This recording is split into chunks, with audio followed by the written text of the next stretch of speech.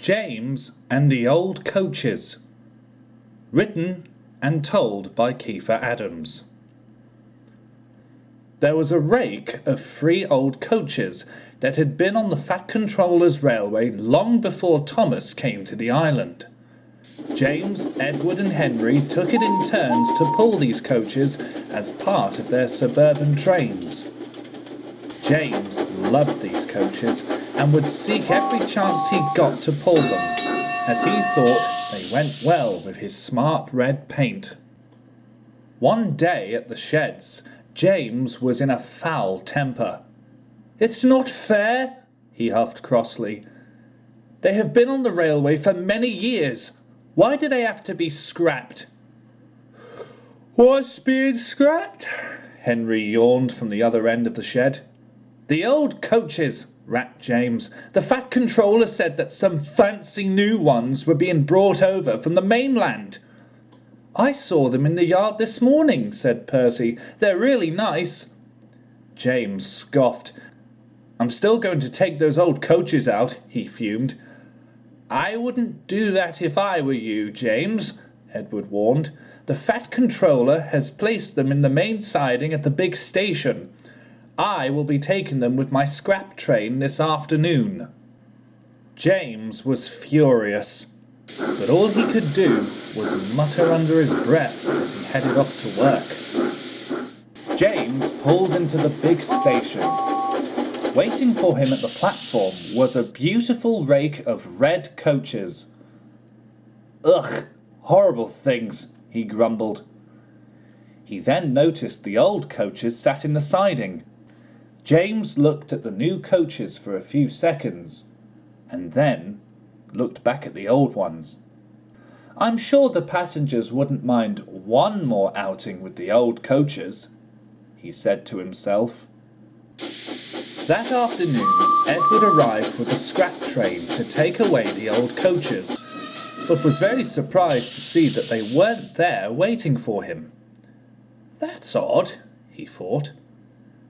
"I was certain Percy said that he had shunted them here." At that moment, Thomas scampered up the line with Annie and Clarabel. "Thomas," Edward called, "have you seen the old coaches?" "Not since this morning," Thomas replied. "Why?" "I was supposed to take them to the scrapyard," explained Edward. "They were here," Thomas reassured, "but the only engine that was here after me was—" Before Thomas could even finish, Edward soon realized.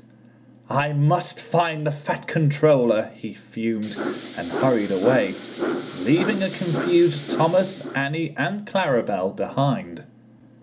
Meanwhile, James had stopped at Edward's station with the old coaches. He was feeling very pleased with himself. "These coaches won't be scrapped now," he chortled. "Oh, won't they now?" said a stern-sounding voice. James almost jumped when Edward arrived. The Fat Controller stepped down from his cab and walked sternly up to James. "You have disobeyed my orders," he said. "These coaches have been retired, and that is why I brought new ones to the railway. Unless this is Sir James Hatt's railway, then these coaches would have a different fate." James felt rather defeated.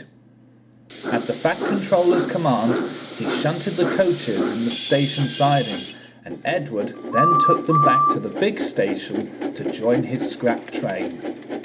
The passengers were cross that they couldn't go anywhere, but luckily the Fat Controller had sent Percy to bring the new coaches for James to pull for the rest of the day.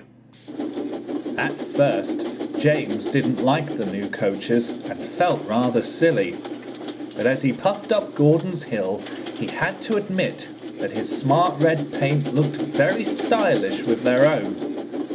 By the time James had reached the end of the line, he had had a change of attitude towards the new coaches.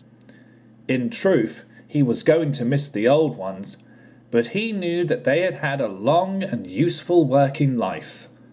And deep down, James hoped that these new coaches would serve the Fat Controller's railway for many years to come.